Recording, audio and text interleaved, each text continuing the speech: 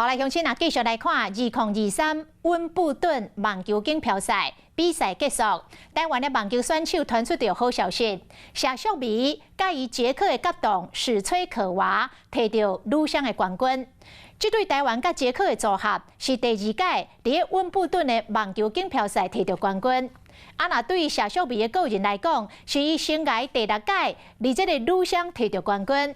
谢淑薇有一项非常无简单的成就，就是伊连续来摕到法国网球公开赛甲温布顿网球锦标赛的冠军，完成着海峡的大满贯。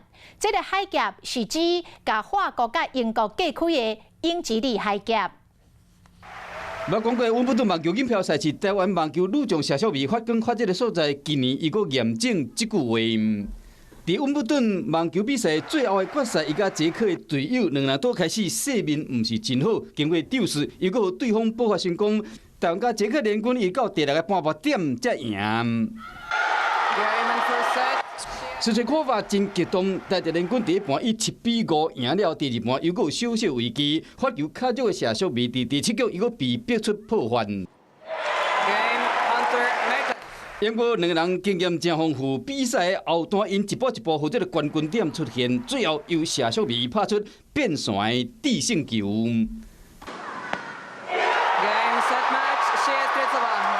两人最后以7-5、6-4摕到这一届温布顿网球的这个女双的冠军。两人伫场上安尼有够欢喜，大声地花过14箍啊！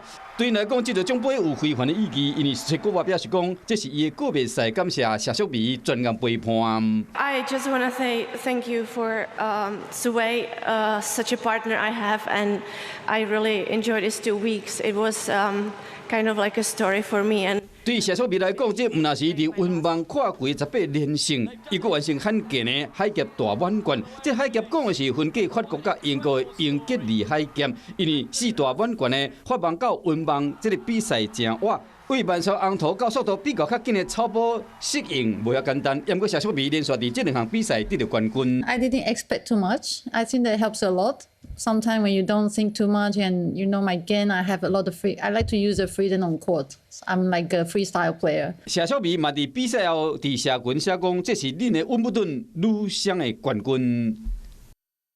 嗨，我是庄宇杰，想要看到更多的新闻内容吗？赶快订阅华视新闻的 YouTube 频道，并且开启小铃铛，跟着宇杰一起看新闻吧。